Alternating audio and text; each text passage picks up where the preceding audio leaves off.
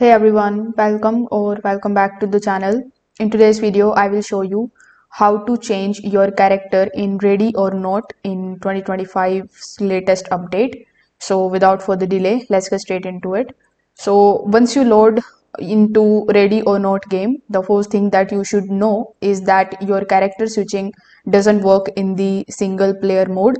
The game only lets you do it inside the multiplayer mode, so make sure that you are in the online headquarters before moving forward.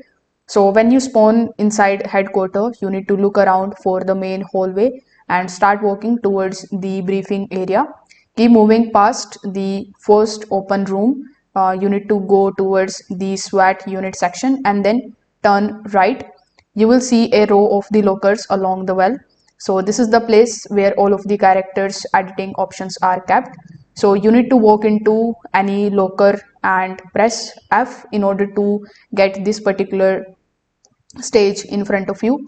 So here when you see this type of screen, if you are here in the loadout section, simply click on the option of customization. Here you are going to see a drop down menu. So when you click on the option of self or when you click on the option of character, you need to click on the drop down menu, and here you are going to see the list of every playable character in the game.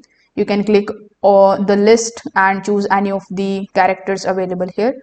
As soon as you select the one or the character that basically you want, you just have to simply click on it and it is going to update in the game instantly.